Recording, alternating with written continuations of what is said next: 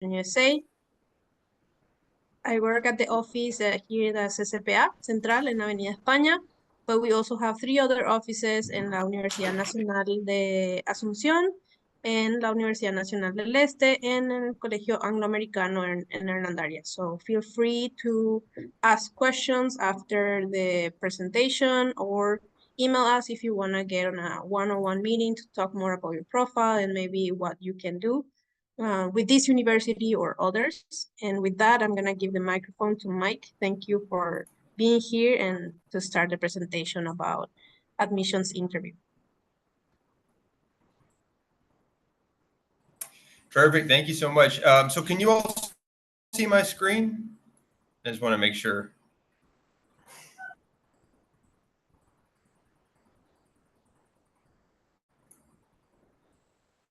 Are you all able to see my screen? Can somebody let me know? We are. Okay, perfect. Thank you so much. Awesome. Thanks, Luis. So yeah, my name is Mick, and I'm an international recruiter at Nova Southeastern University, which is in Fort Lauderdale, Florida.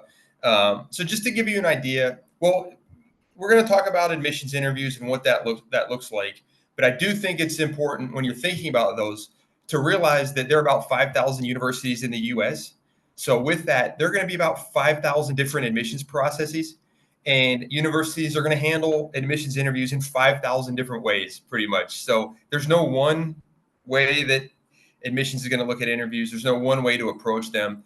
So I'm going to give you my experiences, both from being a student in your position and being interviewed, and from being an admissions officer and doing interviews myself. We don't actually require interviews at NSU, but in my previous universities I've worked at, we have. So hopefully I can give you some different techniques that will help you with those interviews. But just to let you know what kind of university NSU is, because again, there are about 5,000 different options. We're a medium-sized university, so we have around 6,900 undergraduate students, which you all would be coming out of high school. Some universities in the U.S. might have 60,000, some will have under 1,000. So there's a really wide range. We're somewhere there in the middle. So you'll have pretty small class sizes. Your average class would have about 17 students. And we have a very diverse campus. So you can see we have students from every country in the U.S. and from over 115 different countries. So we do have students from all over the world, including a lot from South America. Unfortunately, not that many from Paraguay. So hopefully we can change that in the next couple years. Also, we are a research university, so we do have a lot of graduate programs that have ongoing research projects. So for students interested in the STEM field and sciences, there are a lot of different research projects that you can get involved in. And just to give you an idea, we have over 50 different undergraduate programs. These are all the different areas of study that we offer. So pretty much something for everybody. Our most popular majors, though, are computer science, marine biology, psychology. I think those are in business. Those are the top 5 most popular for international students. And then I did want to mention the application process, just because, again, as I mentioned before, with 5,000 universities, you're going to have 5,000 different application processes. So I think it's important to realize that when you're applying to universities in the U.S., there isn't one way to apply. There's a lot of different, every university is going to have their own requirements. So just to show you what we require at NSU is first you have to submit the application, which you'll see here. That's either through Common App or through the website. Pretty much every university in the U.S. will be the same. Then you'll need to submit your official high school transcripts. I think in most of your cases, if you're coming from high school, we'll need grades 9 through 12. Again, I think most universities in the U.S. will be the same for that. And we will need some English proficiency exam. I think that's another case where most universities in the U.S. will be the same. So a couple ways for you all to have that. It could be Duolingo. It could be TOEFL. If any of you go to schools that are all in English, that should be okay as well. Good news for us is SAT is optional. Letters of recommendation are optional, and the essays are optional. And again, as I mentioned, we don't actually require an interview for admissions at NSU. So other universities are going to require an interview. Other universities will weight an interview very highly. So an interview might be a very important part of your application. And other universities might ask you to interview, but they're not going to weight that interview so much. It's just a small part. So I think it's important to note that when you're applying, all these different aspects of your application at every different university might have a different weight.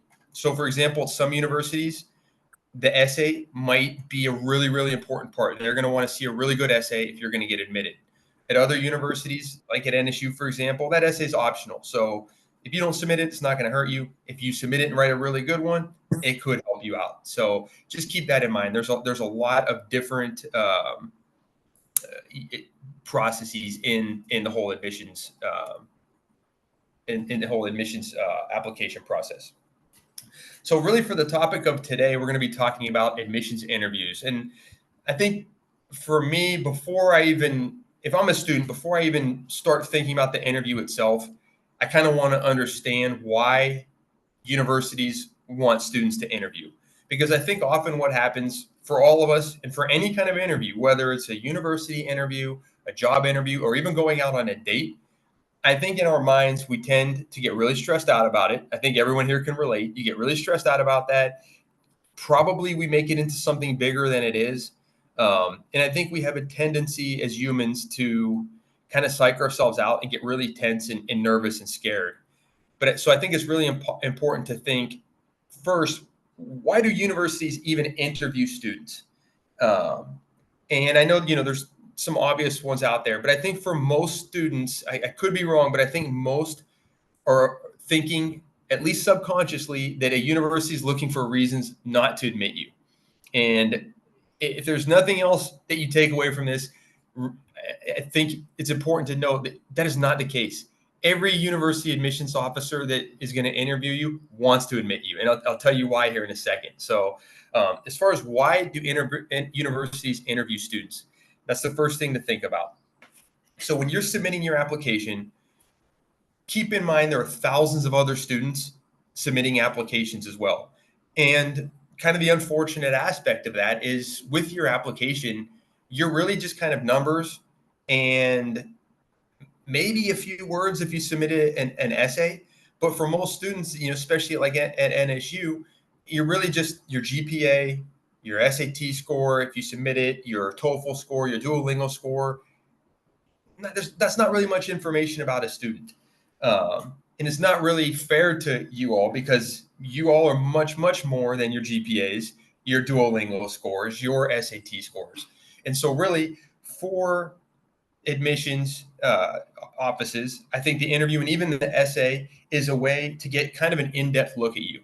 This is a chance for you to turn yourself into a real living, breathing, three-dimensional person, not just a bunch of numbers on a piece of paper. And so this is really going to be your opportunity. And with that, I think it's important to think of the interview or an essay in this case. I think a lot of the things for interviews can be applied to essays, but think of this as a way to stand out, to be unique. Because as an admissions officer, if I have 1,000 different applications I'm looking at and it's just GPAs and SAT scores, it's not memorable, So an admissions interview is one of your big chances to make yourself memorable, to make yourself look really good. In fact, I asked my wife, she's actually going through the job interview process right now. And I said, do you have any recommendations for my presentation today? Anything you've learned in this job interview process? And that was the big thing that she said was that the interview, you really need to work on standing out in the interview because so many people interview and very often the interviews all people tend to give similar answers. I think you almost have a formula that you feel like I'm quote unquote supposed to follow. And so she recommended, and I think she's spot on, but really try to make yourself stand out and be unique in some way. Just two examples real quick from her for not quite for the interviews, but for a cover letter, which is like an admissions essay. One of them, she just tried some new stuff. For one of them, she wrote a story rather than just saying why she wanted the job. And for her most recent one, she created a video because she said, I want to do something different and see if that can generate some interest. So that's kind of your chance to do that as well. Let me let this student in here real quick. Also, the university is looking, when they're interviewing you, they're looking for what's called a fit. So I'm sure some of you have heard the term when you're looking at interviews, you want to find a good fit. You'll hear that term a lot. And what that means from a student's perspective is, again, with 5,000 universities in the US, there are going to be 5,000 different cultures. So just like every country has its own culture, every university tends to have its own culture as well. So some universities are really big party universities. Others, the students are really serious. Other universities only have students from, really close to that university, from maybe 25 miles away. Some universities have students from all over the world. All that creates its own unique culture. And so you'll probably hear Education USA advisors telling you, if you get a chance to visit a university, do so, because you want to make sure you find a good fit, meaning you want to make sure you find a university that has a culture that you feel comfortable in. Universities are going to be doing the same thing in the admissions interview. An admissions officer is going to know what that university's culture is like, and they're going to want to make sure that you're a good fit for the university's culture as well. So I think that's important to realize. And ultimately, what the university is looking for with the interview, and this goes back to my point at the beginning, is during the admissions interview, they're not looking to see reasons why they should deny you admission. They're doing the reverse. Trust me. They're looking for reasons that they should be admitting you. Every single admissions officer that interviews you, I promise you, wants to admit you. And the reason is because every single admissions officer has a number of students that they have to recruit every single year. So they might say, if you, let's say, for example, you're an admissions officer that only recruits students in South America, the university might say you have to recruit 75 students from South America this year. So that admissions officer wants you to give a great interview. They want you to be a great fit for the university, and they want you to come to NSU or whatever university you're applying to, because that's going to help towards their number, and it's going to make their life easier. So I think that's really, really important from the beginning to understand. Universities are not looking to deny you admission. They want you to succeed. They're really just trying to find out, at the end of the day, are you going to succeed at the university? So that goes back to the culture aspect and kind of the academic aspect. That's where the numbers, the GPA and everything come in. And that's ultimately what admissions is doing. They're looking to see, who do we think is going to succeed, because they don't want to admit a bunch of students who are not going to do well at the university. They don't want to do that to you for two reasons. One, as from your perspective, if you get admitted to a university that is maybe too academically challenging, or you don't feel at home, you don't feel comfortable, it's not that good fit, and you only last 1 or 2 semesters, you've just spent a lot of money, and you're now going to have to transfer, and that's going to cost you a lot more. So universities don't want that to happen. That's why they're giving you the interview, to make sure, hey, you're going to be a good fit, you're going to succeed. I believe this student will graduate in 4 years. The other thing too is, you're all interested in rankings for universities. Well, one of the things that the companies that rank universities look at is how many students graduate. So of all the students who start as freshmen, how many are actually graduating? So if only 30% of students who start graduate, the university's ranking is going to go down really low, because they're going to say, hey, why are your students not staying? So again, they're looking for reasons to admit you, looking for you to be successful. And I think that's important to note, because like I said, oftentimes we get really stressed about interviews. But if you realize, hey, this person's your friend, they want you to do well, I think it just makes you from the start relax. And if you're relaxed, you're going to be more confident sounding. If you're more confident, you're going to be more yourself. You're going to be more personable. And so what does an interview mean for you? I think for one thing, it's going to give you a chance, like I said, to show your personality, to stand out a little bit. You're not just going to be numbers anymore, and to make yourself a real person. If I interview you and you have a really good interview, I'll remember you, even if I have 1,000 other students, as opposed to students who maybe don't have such a good interview, or their interview is, like I said, almost following a formula. So that's really important. But I think as important for you, an interview is a chance for you to learn a little bit about the university. And I think that will help you feel more confident. And I think that will help you relax too, is if you realize, hey, this is 2 are playing this game. You want the university to accept you, but you don't have to accept the university. And so when you're doing your admissions interviews, that's a chance for you to kind of interview the university a little bit. So you're going to want to look at how your admissions officer treats you. You know, are they friendly, or do they seem happy? Do the people, when you all throughout the process, seem happy? Do they treat you well? Are they very responsive to you? So those are all the things you're looking at as well. Because remember, you don't have to choose a university, and you might find that the university you think is your top choice, after interacting with them, it may not be. I mean, I had this experience for myself. I'm not going to name the university, but when I was applying for universities, I applied to about 6 or 7, and the top one that I wanted to go to, I thought that I wanted to go to, it was the highest ranked. I really wanted to go. I went and interviewed. And honestly, I didn't really like it that much. It didn't stand out. I didn't feel comfortable, and I didn't feel at home. The university I least wanted to go to, I went and interviewed there, and I loved it so much. I knew, even though my parents dragged me, I wasn't even going to go to the interview. I knew walking out of the interview, that's where I was going to end up going, because I found a good fit. So, you know, that interview is also the chance for you to do the same thing. It's a chance for you to find out, hey, is this university's culture a place where I'm going to succeed in, and I want to be for 4 years, because it is going to be your home for 4 years. So it's really important. Um, so I think some things to remember as you start the admissions process is, one, universities want you as much as you want them. So I think if you remember that, again, you're gonna relax it a little bit. It's not life or death. The university wants to impress you. The university wants you to come to them. So they're going to want to look good to you as well. So again, it's a two-way street. You don't have to have all the stress and pressure isn't on you. Half that stress and pressure is on the admissions officer and the university itself. I think that's really important to note.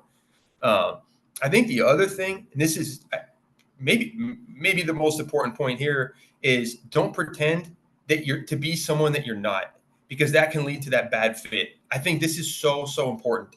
I think it's really important. I always tell students this when I give this presentation, but it's important with admissions interviews, with jobs. And again, like I said earlier, even if you're going out on a date with somebody, because in all those situations, we want to put our best foot forward and have the best image of ourselves possible.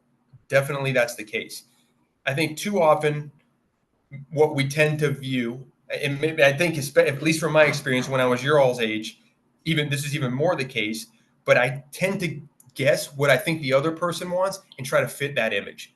I think that's a mistake, because in the case of admissions interviews, if you do that and you're trying to create an image of yourself that you think the admissions officer wants, but it's not who you actually are, and the admissions officer admits you based on this image you've created of yourself that is not who you are, even if they admit you, that's not necessarily a success for you, because now you've been admitted to a university where you may not actually like it, because you were admitted based on this false image of yourself.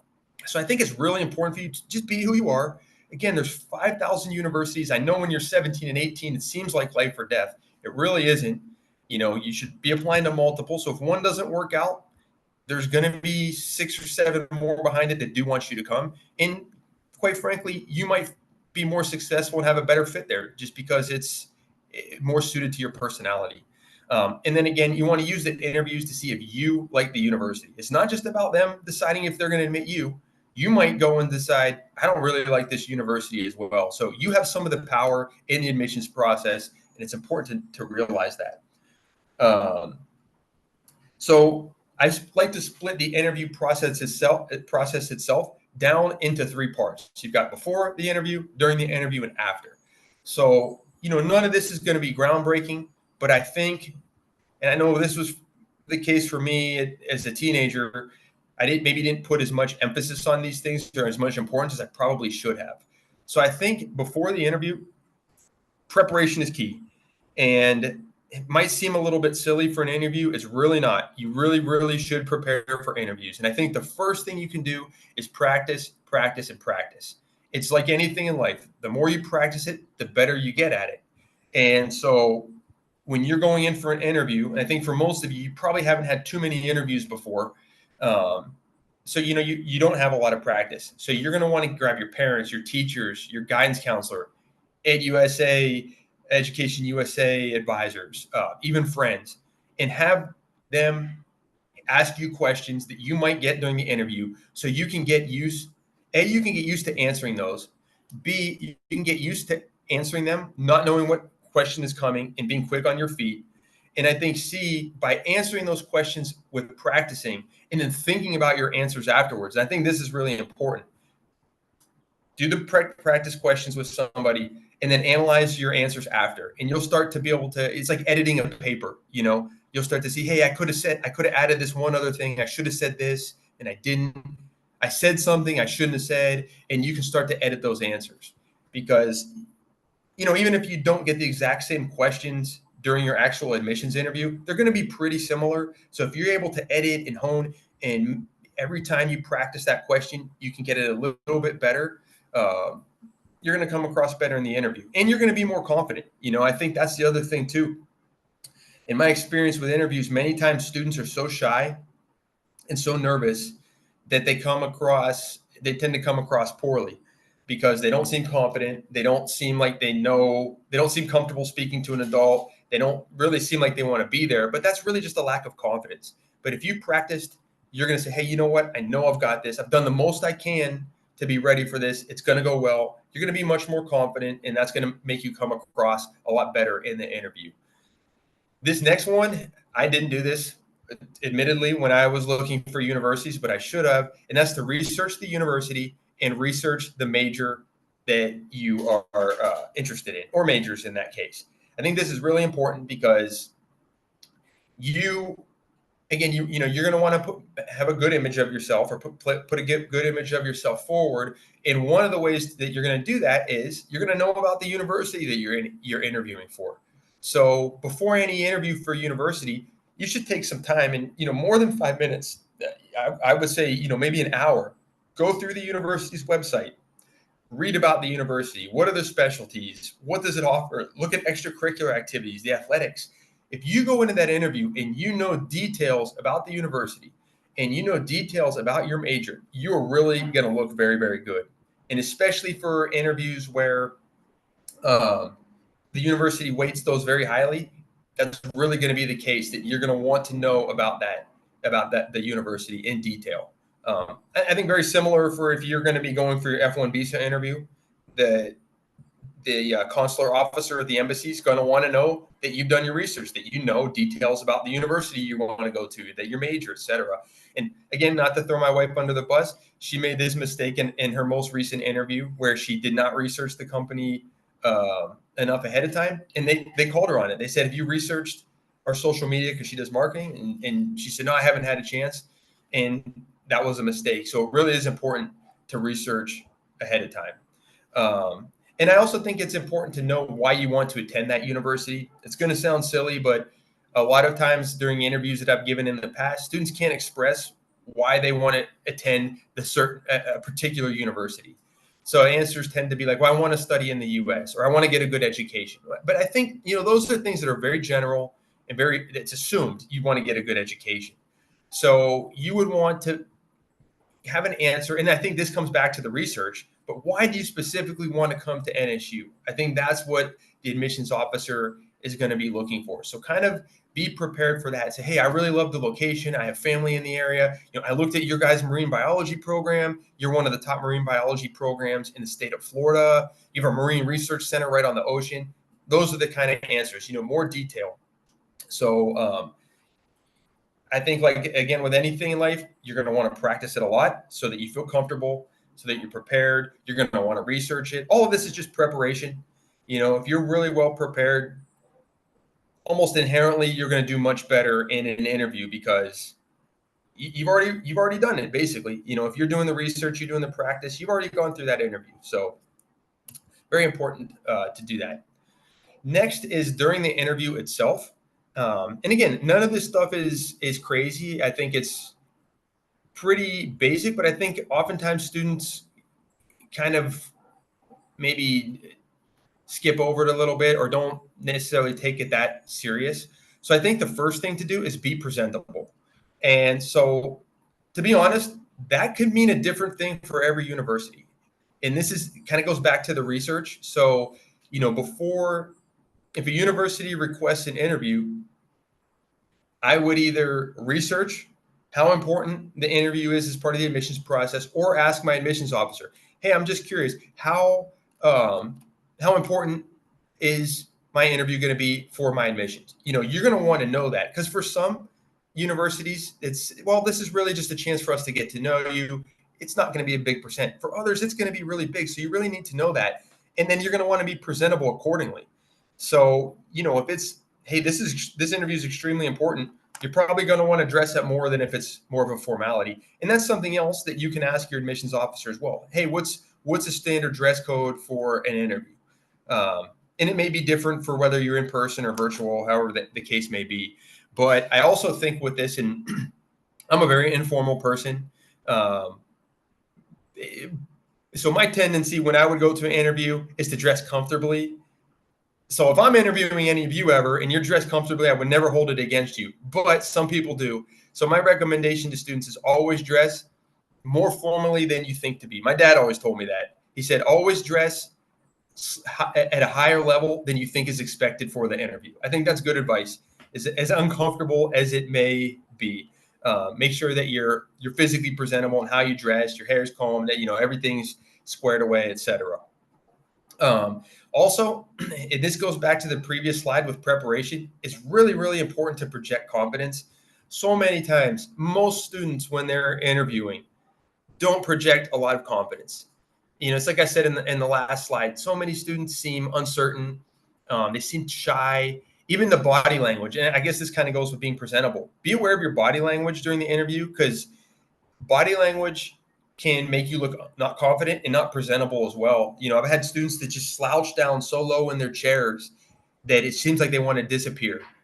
You're much better off sitting up straight, having, Google what are quote unquote power postures. What's a posture that's going to make me look confident?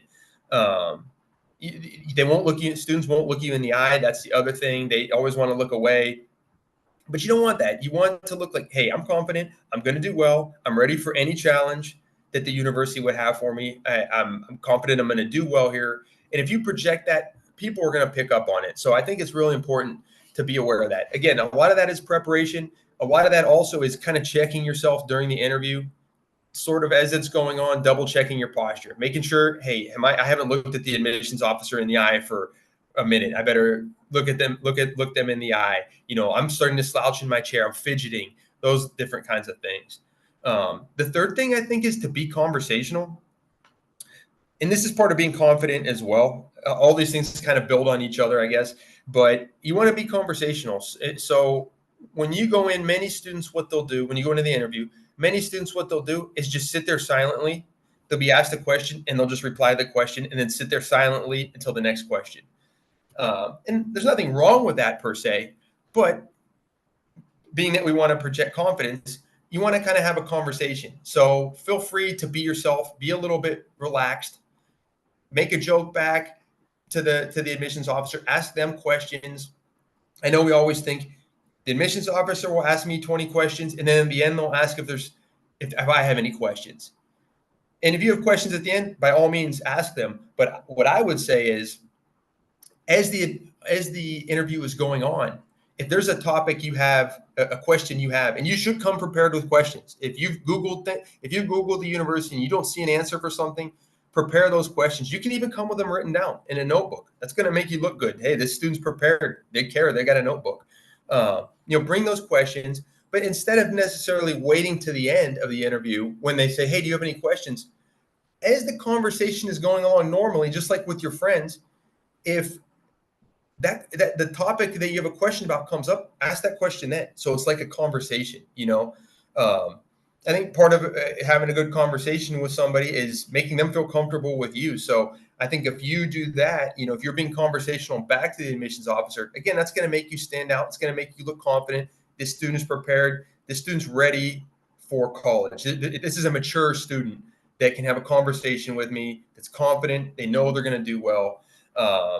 So, definitely come prepared with questions, but don't necessarily wait till the end.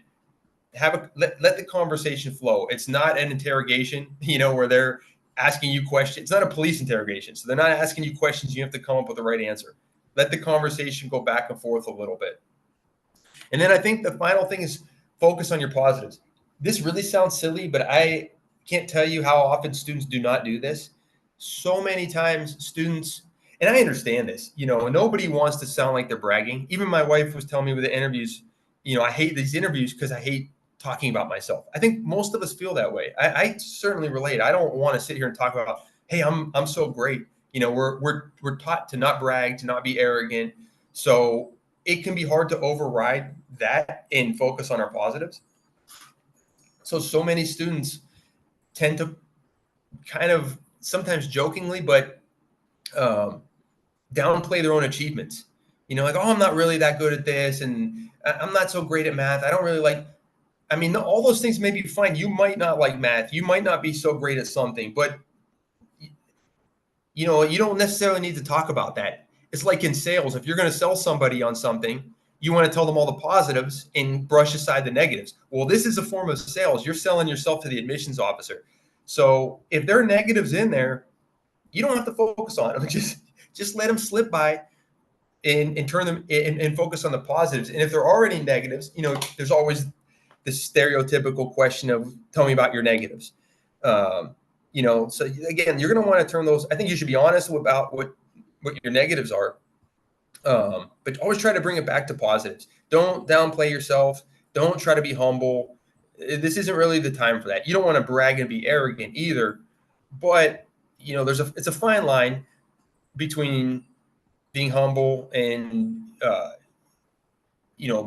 maybe bragging a little bit too much. That line there is hard to find, but that's going to go back to the previous slide. If you're practicing a lot and you're testing your answers and you're thinking about your answers that you gave in practice, you can start to see, hey, you know what? I think I was maybe downplaying my achievement with that particular practice answer, or I think I maybe came off as arrogant. And the people who are practicing the interview with you get their feedback. They might say that too. Hey, you really sound like you're just bragging about yourself here, or you really made yourself sound bad because you said you hated math and you don't really hate math. So that's something else to keep in mind. And then the final part, of course, is after the interview. I actually think this might be one of the more underrated parts of the interview. For many students, it's like once the interview is over, they kind of forget about it and just wait. But with so much in life, you want to continue to be proactive. And I think the post-interview process is a time to be proactive. So first, you're going to want to make sure that you thank your interviewers. And so I think there's two ways to do that are really important. And I think they're applicable whether the interview is in person or virtual. And so the first is, if let's say you're at an in-person interview, thank the interviewers for their time. They took time out to interview you. So make sure that they know that you're appreciative of that. So just say, hey, thank you so much. I really enjoyed getting to meet you. I'm really appreciative of the fact that you took this time out to interview me. It was really a great experience. It doesn't have to be anything too crazy, but you definitely want to let them know you're appreciative. And if you're in person, you should be shaking their hand and looking them in the eye as you're doing that. If it's virtual, obviously you can't shake their hand, but you're still going to want to thank them for their time. Let them know that you're appreciative. I would also recommend that you, the next day, either let's say you have an interview in the morning, either that evening, or if you have an afternoon interview the next day, reaching out to them via email with another quick thank you email. Just say, hey, I just wanted to reiterate to you or tell you again how much I enjoyed getting to meet you. And thank you for the interview. And I wanted to let you know that if you need any additional information about me, please let me know. I'm happy to provide it. I think that's really important because by following up after the interview, whether it's later in the day or the next day, you're showing you're still interested. You're showing, hey, I went to the interview. And again, going up to the top, you're interviewing the university. You're showing, hey, I enjoyed the interview. I am still interested in the university. And so you're just being proactive there. And I always think it's a good idea to say, if you need additional information, let me know. That's just demonstrating your interest. And then the next thing is, and this is another one that can have a bit of a fine line, but that's following up. So you've gone to your interview, you think it went really well. Maybe a week has passed and you haven't heard anything. And so now you're starting to get nervous because you think, I thought it went really well. I haven't heard anything. What's going on? I think it's totally okay to follow up with your admissions officer if you feel like too much time has passed. I wouldn't follow up the same week. There are a lot of students applying. Admissions officers can be busy.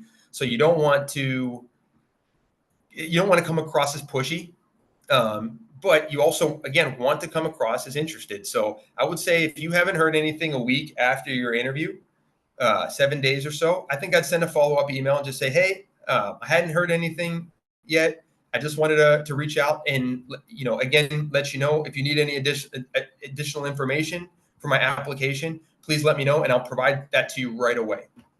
That's, again, letting them know you're interested, showing you're still engaged, and most likely they're going to let you know, hey, we're still working on the admissions process. It's just a way for both people to touch base to say, hey, we're still interested.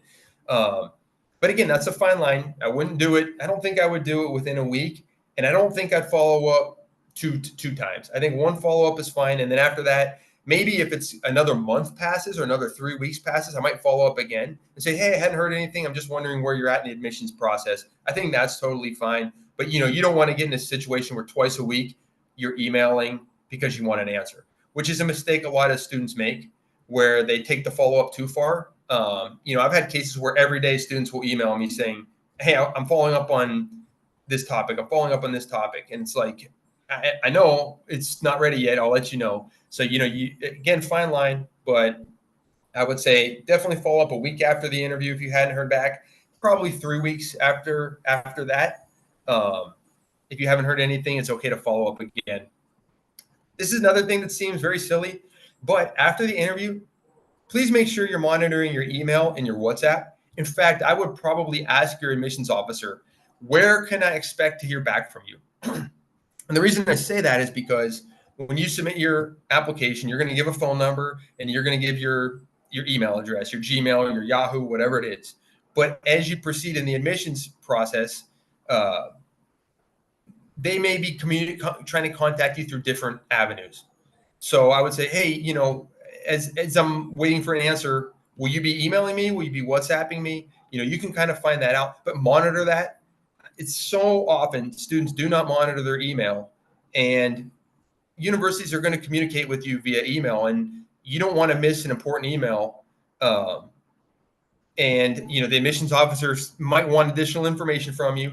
If you're not checking your email every day, you might not reply to them for 5 days or not at all. That doesn't look good. So you definitely want to keep checking that for any follow-up that the admissions officer is trying to do with you. Because I think another thing that students do is they don't check their email every day.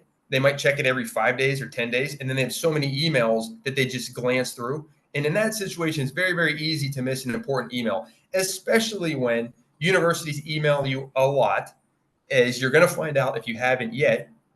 So it's really easy if your admissions officer emails you from a nova.edu email address and you have 4 other nova.edu emails that were sent, as a part of an email campaign for applying for scholarships, whatever. It's very easy for you to miss that particular email. So make sure you're monitoring your email. If you've applied to a certain university, click on every single email you get from that from that university, and make sure you're reading through there, because I promise this happens every year. Students get important emails, they're not reading them, and they miss deadlines. They miss, I can't tell you how many times I've told students, hey, I need your grade 9 transcript. And 4 months later, they say, sorry, I just saw this email. It's like, well, the deadline's passed, so you definitely want to make sure you're monitoring that. And then the final thing with the interview process is keep looking. And so what do I mean by that? It's keep looking at other universities or jobs or whatever the case may be, because even if you're interviewing for your dream school and you think it went really well, don't stop the process of trying to find the best university for you. I say that as somebody who's very, very guilty of this. My thinking was always, well, I just interviewed. I shouldn't start applying to any other universities until I get an answer from the one I just interviewed for. That's really not a good way to approach it. You really want to apply to multiple universities, follow all the steps of those multiple universities, because best case scenario, you apply to, let's say, 8 universities and you get admitted to 8 with 8 great scholarship offers. All that means is you have 8 fantastic choices to choose from. That's much better than applying to one and then waiting a month and then finding out you didn't get admitted, or finding out you didn't get the scholarship. And in the meantime, you haven't done the follow-up and that completed the applications you should have for your other choices. So it's really important to keep looking after the interview process is over. So I do want to leave some time for questions because I'm sure there are questions. It can be about interviews, it can be about NSU, it can be about studying in the US. But here's my email address. If any of you have any additional questions about the presentation or want to grab the QR code to learn more about Nova Southeastern, you can do so. But if any of you do have additional questions, you can either put those in the chat, or if you feel comfortable, you can unmute and ask as well. And I'm sorry, I had to turn my camera off because the internet was kind of going out. Yeah, no, the presentation was really good, so we heard everything. And now, yeah, just students, please have your questions. While you think, maybe I can start. And Sure. I just want to ask you, Mick, if you have like maybe a minute just to share what are the most popular majors for international students and Yeah. what kind of services the university provide for students that are international. So, for example, Yeah. counseling or like help with career development or stuff like that that are really important for international students once they are accepted to the university and they actually go to the, Yeah, the college. that's a great question. Yeah, for sure. So I'm glad you asked that. So as far as the popular majors for international students at NSU, our most popular is computer science, and also is biology, because we have med school. We have a lot of medical field programs. So students will come for biology to go to dental school or med school. Marine biology is very important, very popular. Business and psychology. So those are kind of the top 5 most popular. As far as services for international students, this is a really great question, and it's not just NSU. And I think it's really important because universities in the U.S. have massive staffing devoted to making sure students, whether you're international or from the U.S., have success. And of course, you have lots of professors, but universities have many offices to make sure you have the most optimal university experience possible. So just to give you an idea, there are offices at universities for first year experience. That's just an office dedicated to make sure that your first year at the university is integrating you well to the university. There are offices for disability services. So if you have any disability whatsoever, that office is making sure that the university is providing you the accommodations you need to still be successful. There are counseling services. So if you are feeling homesick, you're feeling depressed, which there's nothing to be ashamed about. Every single student is going to feel that at some point. But those services are there to help you. There are services for writing. If you don't feel confident with your writing, you can go get help with writing. And then specifically for international students, oh, and we have career services too. So if you want help looking for internship, graduate school, finding a job, that is there for you. And then specifically for international students, we have our Office of International Affairs, which essentially exists to make sure that you navigate being an international student successfully. So that it means that you are getting a social security number if you need it. That means that you're following the rules about working on campus. That means that you are doing everything you need to maintain your F1 visa. You don't make a mistake, so you lose your F1 visa. All those different things. So there are lots of different services. So I see some questions in the chat. Does NSU have scholarships? We do. Every student who gets admitted to NSU will get a scholarship of between $11,000 to $21,000 per year. That being said, you've only asked half the question, because we can give you a $20,000 per year scholarship, but if the tuition is $100,000 per year, that's not so great. So for all of you, whenever you're asking about scholarships, ask about scholarships, but also ask what the tuition is, because without that information, you don't really know. So as far as NSU, our scholarships are $12,000 to $21,000 per year, and our tuition and fees is $41,000 per year. So if you are a good student, you have a good GPA, you choose to submit SAT, and you have a high SAT, and you get 21,000, over half of your tuition and fees would be covered. Also, we have additional scholarships that students can apply for. Those are called our Premier Program scholarships. They require a separate interview, but those can go up to $25,000 per year. So we definitely have scholarships. Here's a question. Would you say those tips and basics for interviews can be applied for graduate programs too? Are interviews for graduate programs a bit more specific? And is it common to have those interviews for those two? Great question. Full disclosure, I've never given an interview for a graduate student. That being said, I think I can answer some of these questions. I think the tips and basics can definitely be applied for graduate programs. I think they can be applied for any interview, whether it's a job interview or not. I try to make the presentation fairly general so that it's applicable to all types of interviews. Are interviews for graduate programs a bit more specific? I would definitely say so. I would definitely say, particularly with the research portion of the pre-scholarship or the pre-interview process I talked about, I think that's going to be more important. And I think really for you, I did go to graduate school, so I have some idea. It's really important for you to know details about the field that you want to go into, and really important to know about what research you want to do in particular specifically. So I went to graduate school for archaeology. So I wouldn't just want to say, hey, I want to come to graduate school for archaeology. You need to be very specific and say, like in my case, I wanted to do Caribbean prehistoric archaeology. And these are some ideas I have for projects that I want to work on. So you should be much, much more specific than for an undergraduate.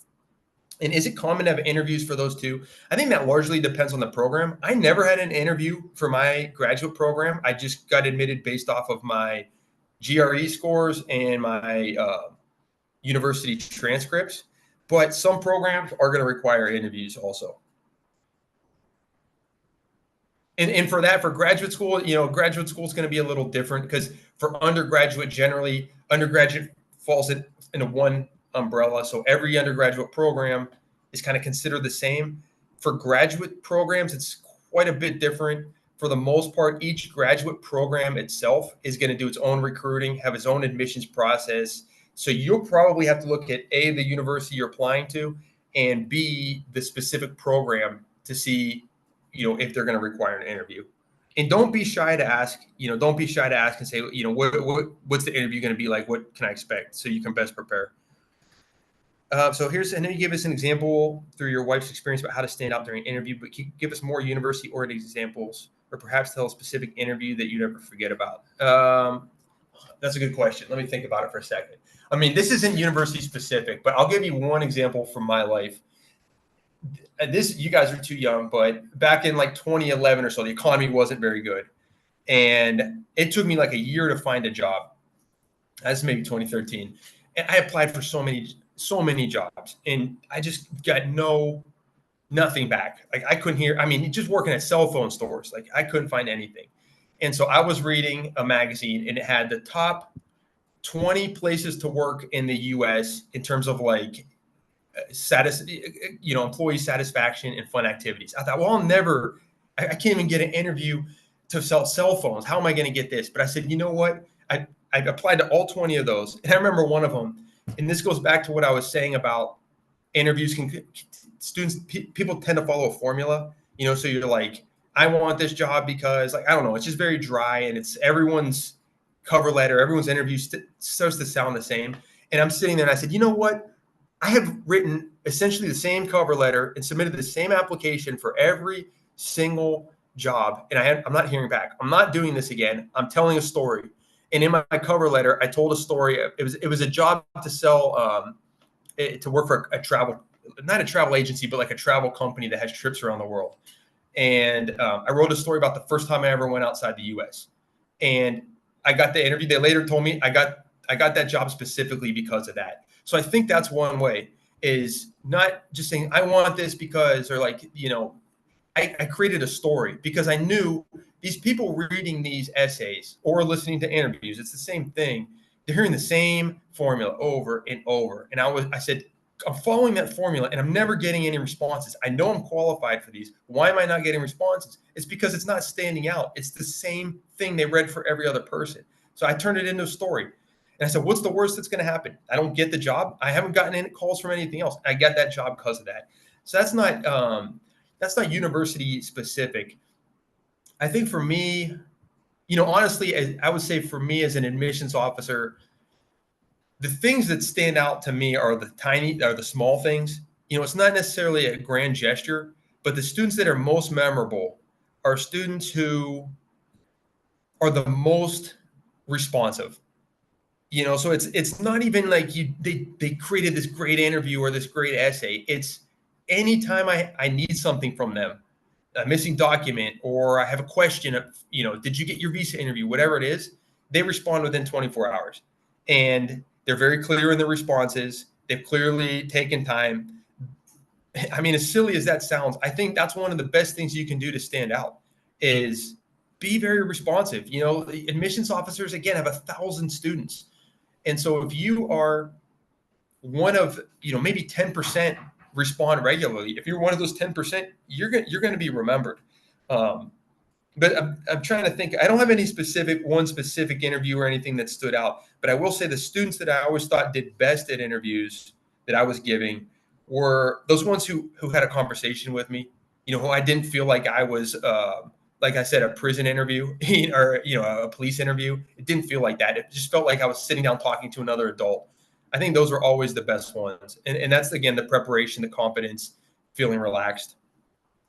Kind of a long-winded answer, but No, that's great. And I think I want to build up on that because I always ask students after the interview what they ask, was it helpful, the mock interview we had with them and stuff like that. And your example just came brought me to one student that was really surprised because we prepared for the interview. We did the very famous one. So like, why do you want to study? What you want to study? Why this university? The very common questions that you prepare for. And she said that and I think this was, I don't remember which college, but basically the question was, tell me about a class that you didn't like in high school. And mm-hmm. that was very surprising for her. And she told me that I needed to take a minute to think about it because I was not ready for that question. So Yeah. also when you prepare for this type of questions, try to not stay on the box of, okay, why do I want to go here? Why I want to study this? But be creative, like you say, have an elevator pitch, have stories for different scenarios that you want to show your personality and your passions. And yeah, prepare, ask your advisor from Education USA to have a mock interview with you too, so you can be ready. I've actually asked students that question before, so I definitely Yeah, have asked it. Yeah, and I actually tell think me more. it is a good question. Honestly, it's not even about the answer so much as how the student thinks about it and answers it. It's not like, oh, Exactly. they don't want to hear about a specific class. They want to see how you responded to something you didn't like, because so much of life is us having to do things we don't like. So I think that's kind of what the question is. But I think it's really like you said, don't prepare so in a box. And this is, I think, why it's so important to prepare ahead of time, though, because you're going to need to be flexible, because you're going to get questions you didn't prepare for. That's why you practice a lot. That's why you do your research. That's why you try to relax, because when you're tight, the interview's not going to go well. You need to try to relax. And I know this is hard to do. I tell my wife this with her job interviews: try to have fun with it. Whatever trick you have to do in your mind to make it feel fun, I think you should try to do. I mean, I'll tell you, this is my example. This is going to sound kind of silly, but this is what I do when I speak in public. I mean, at this point, as an admissions officer, I'm so used to it. I don't have to do it anymore. I didn't like to used to speak in public. So before I had to, I would psych myself up like Rocky, in the movie Rocky. I'd be like, you're the best. Like nobody's better than you speaking publicly. You're going to do great. You're going to kill it. Like these people are going to love it. And it's because I was so nervous, and I didn't want to do it. So I had to like psych myself up and trick myself into thinking you're so good at this. And honestly, once I started doing that, I felt much better, and I went up and I had fun public speaking. And then all of a sudden, after doing that 3 or 4 times, it was like, this isn't scary at all. Like I'm totally relaxed. I don't need to psych myself up anymore. So I think, whatever trick you have to do in your mind like that for the interviews to help you relax so that you can be flexible, you're going to do better. Okay. Thank you, Mick. Oh yeah, and Constanza is saying, "Whoa, thank you so much." If I don't see, I don't see any other see any questions. other questions, Luis, do you have a question? Did you turn on your mic?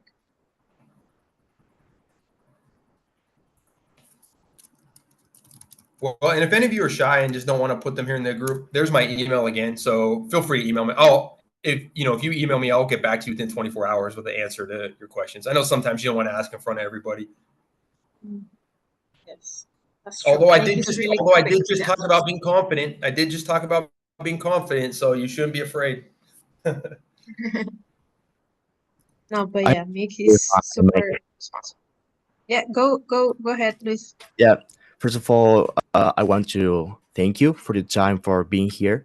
We are all really grateful for the opportunity.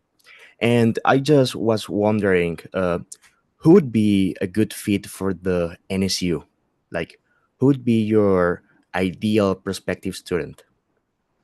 Great question. Well, first, thank you, Luis, because I know it's in the evening and not very many students want to come to hear about anything university related. So I'm always appreciative of a student who is. So thank all of you.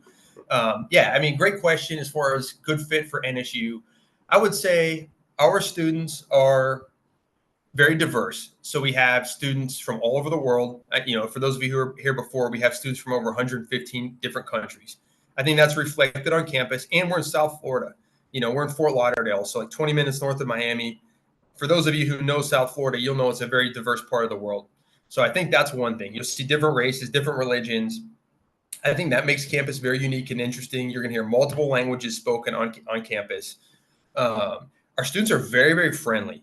I think that's another thing that stands out as well. I mean, you walk across campus and everyone says hello, everybody smiles. And I repeatedly hear that from the international students I work with. I work with about 1,200 applicants every year and about, say, 190 who actually come to campus. And that's the consistent thing I hear is students say they immediately feel at home because of how friendly everyone is. Actually, not just the students, the staff and the teachers are also very friendly. I would say our students are serious about their education. They're very hardworking, but I think they also, it's hard for me to exactly say because I'm 43, so I don't know what they all do in their free time. I'm not on campus checking that out, but they seem to have a good time too. I don't think it's like a huge party campus. I don't get that vibe from it, but students definitely like enjoying themselves. They go to the beach. We're about 10 minutes from the beach. Students will go down to Miami and get involved in those activities that are there. But yeah, I mean, I think our students tend to be very friendly. They tend to be very, have good personalities, very talkative, smart, but not like, I don't know how to phrase it. They're very intelligent, but not so intelligent that they're like not, that they're socially awkward or anything like that, if that makes sense. I don't know if I'm phrasing exactly right. Okay, so thank you a lot for answering the question. Yeah, thank you for the question, Luis. Okay, thank you everyone for joining. I think it's time. We had great questions, so hopefully Yeah. if you're interested to apply to NSU, reach out to me, reach out to us if you need help in any part of the application process. And we'll see everyone next time. Thank you again, Mick, for the presentation.